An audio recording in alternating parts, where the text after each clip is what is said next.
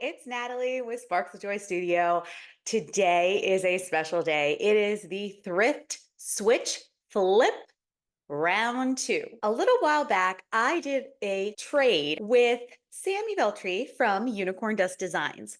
We traded a variety of items that we had thrifted or had in our stash, some things that you would have never even thought of. And we had a challenge to flip or somehow upcycle some of the things that we received. That was so much fun for me. And I wanted to do that again. And so today, I have traded items with Shelly from Repurpose My Way. If you have not seen her stuff, you need to go check out her channel. She has had a channel for a few years now and has so many wonderful videos. She mainly does rustic and primitive things. That is not what I'm going to be doing with her things today because I wanted to put a different spin on it. Also, make sure that when you're done with this one, you head on over to her channel because she has flipped a variety of items I sent her. All right, let's get started with this. For the first project, Shelly sent me this tiny little wooden tray. It had been decoupaged, I'm assuming. It was a little bit beat up, I guess. There was a couple of parts of the wood that had chipped off, and trying to get off that decoupage paper, which I tried with a heat gun, I tried to wet it. It was not simple at all. So I did the best I could, and then we just moved on. I painted the entire tray with one coat of coal black by Fusion. Now that coal black is dry, I'm giving this little tray 2 coats of Apothecary, which is a DIY paint. Once that paint was dry, I came back in to do some wet distressing to bring back some of the black. This is definitely a look I really wanted to achieve with this piece because of the fact that it was not the smoothest and most perfect wood underneath. So I wanted to keep that rustic feel.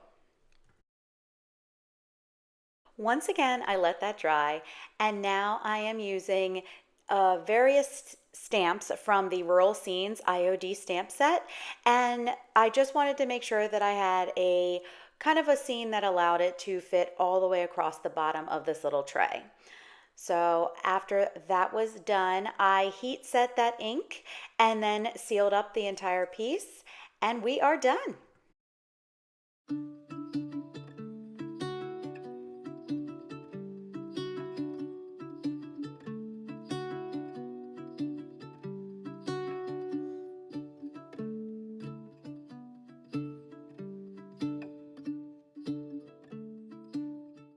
Next, I have this amazing candle stand. The metal was perfect, whatever you want to call it. It was, for me, perfect. I just needed something to put on top of it, and I wasn't sure what I was going to do. I tried a few different things. Nothing really fit because of how thin that top of that candlestick is. So I ended up deciding this pumpkin that I have from last year. It was perfect. I coated the rim of that candle stand with the Titebond Quick and Thick, and then I decided to fill up the inside of that candle holder with some hot glue. And I did this because I needed to make sure there was some extra adhesion between the pumpkin and that base.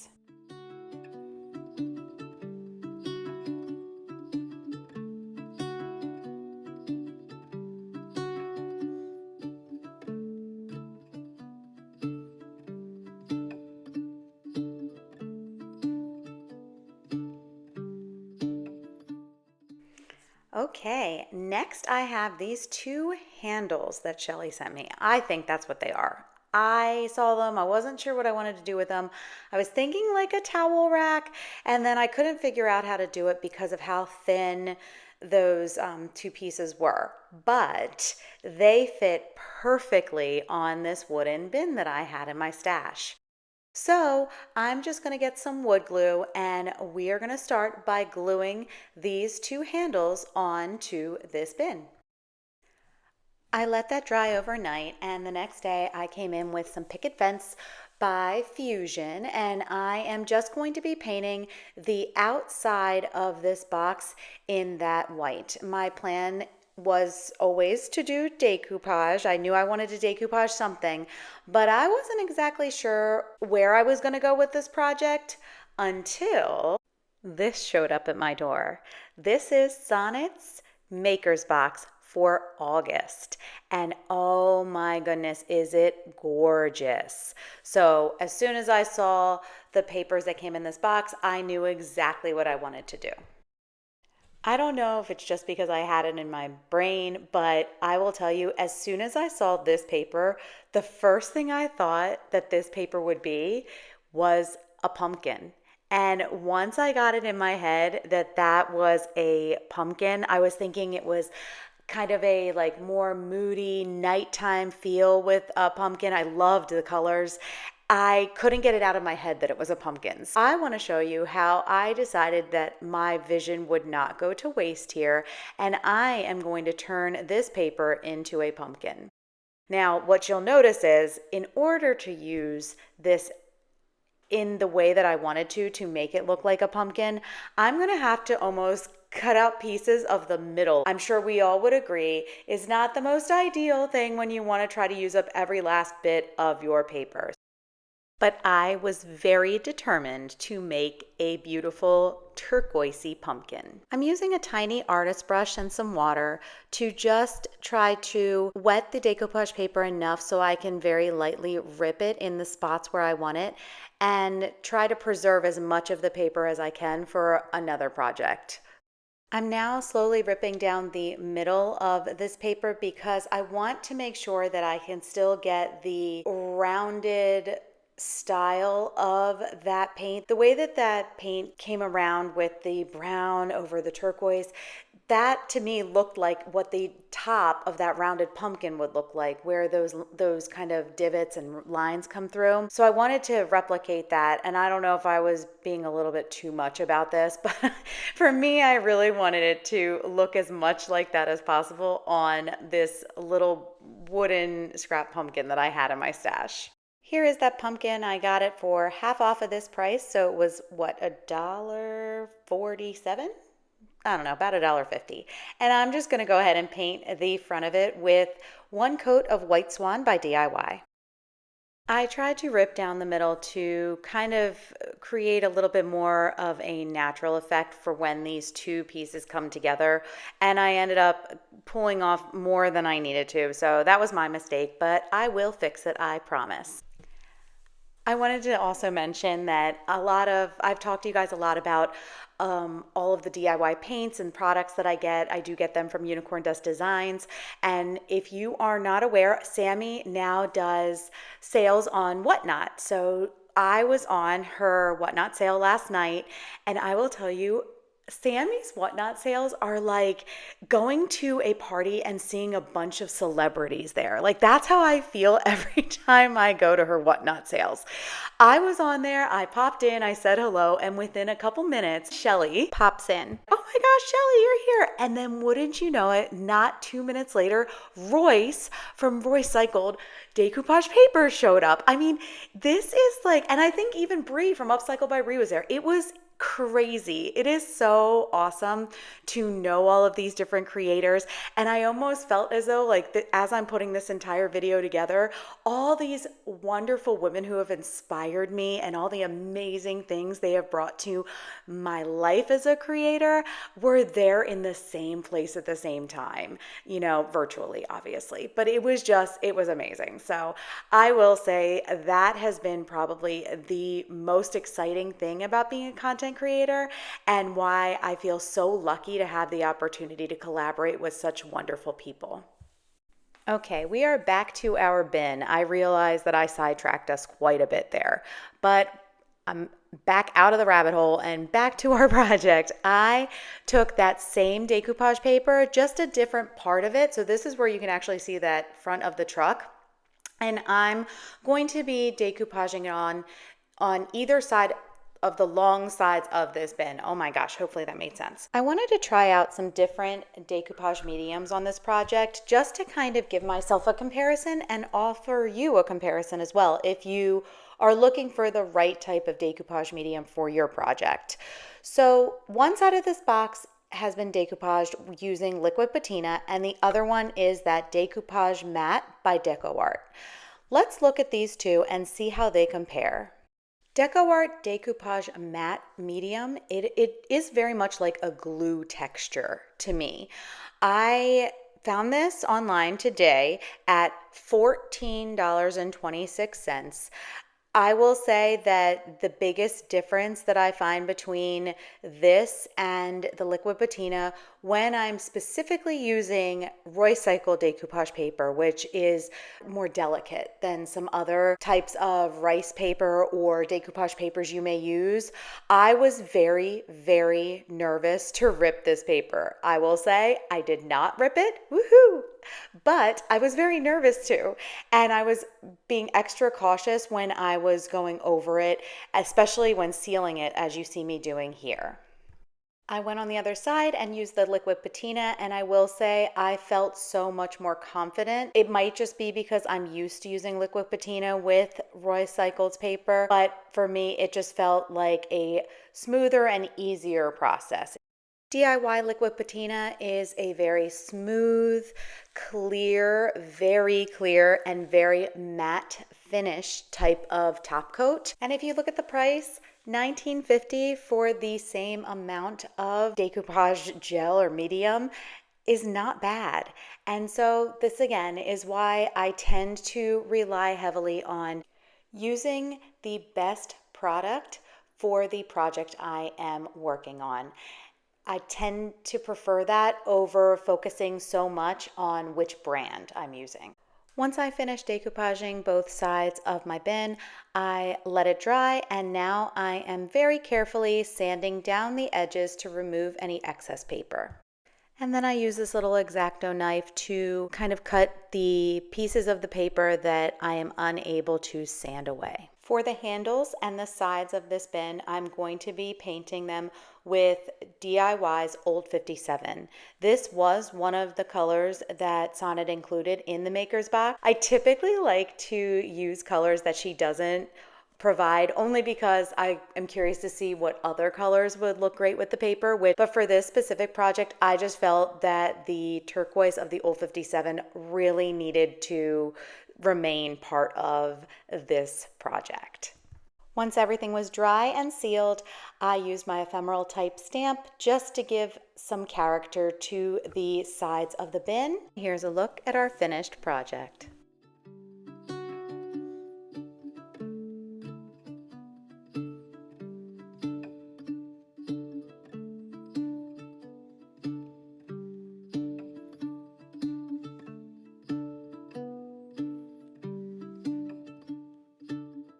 Here's how I can style it with the pumpkin that I also created, should I choose, and I'll let you see that in a few different styles.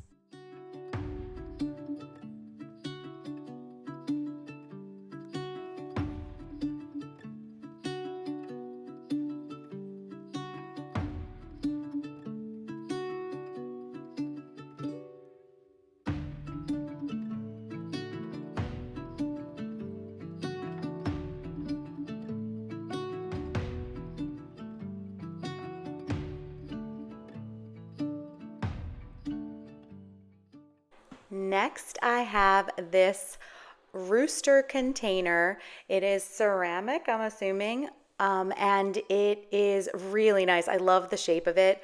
Roosters are just not really big in Delaware, so I know they're super big everywhere else because you guys do rooster stuff all the time, but they don't sell for me as much. After putting down a base coat of that white paint, I am using Mint Chip by DIY, and I'm going to cover the entire outside and bottom of this canister.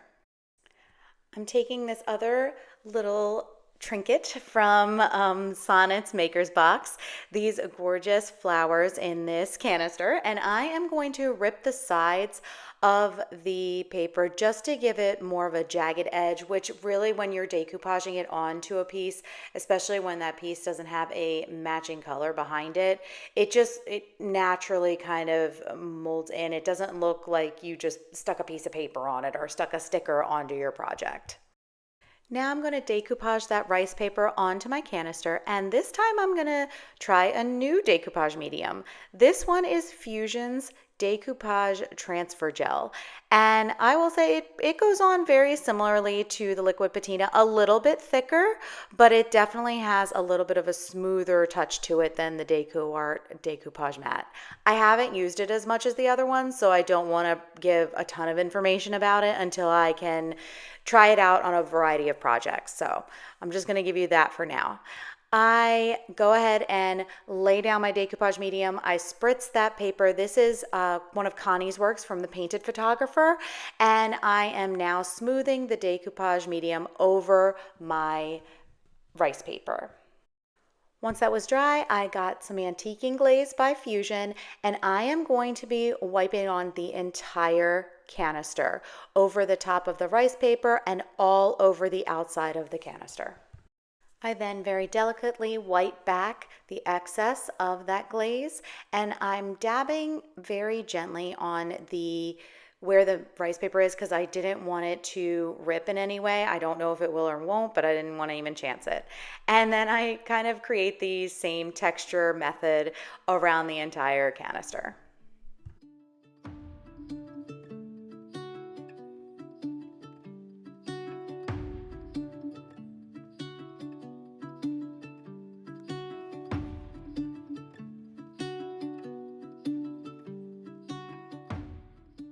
The final project that I have for you today is this little wooden watering can that Shelly sent me. It is just a thin piece of wood, and so I was trying to figure like out what can I do with this. I thought about putting it on a sign, and then I had a different idea.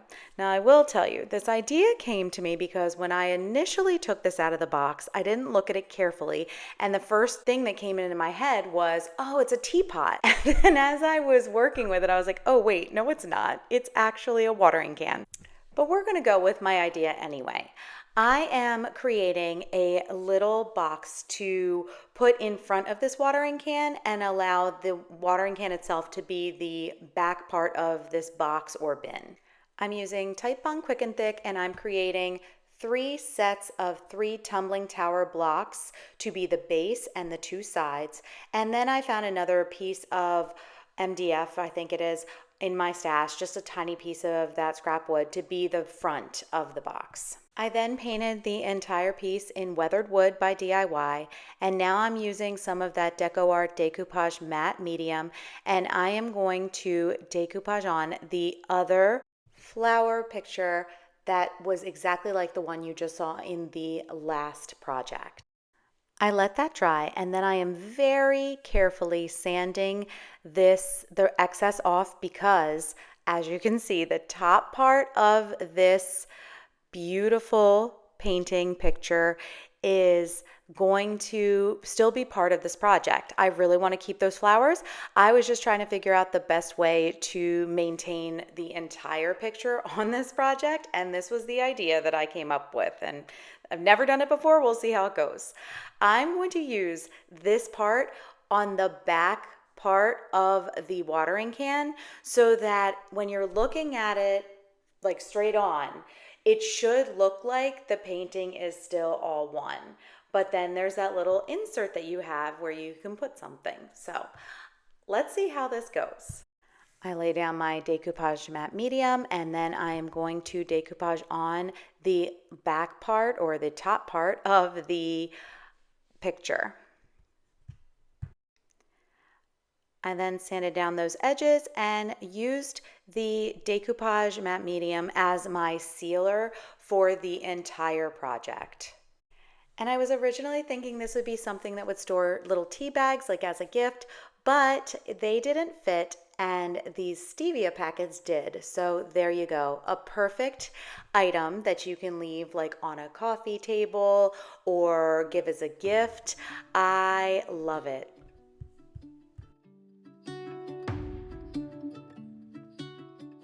Don't forget, the fun is not over. We will be heading over to Repurposed My Ways channel, and we're going to watch Shelly flip the things I sent her. So you can click a link below that's in the description box. And if you like this type of content, don't forget to hit that subscribe button and come back and see me again for more DIYs, upcycles, and thrift flips.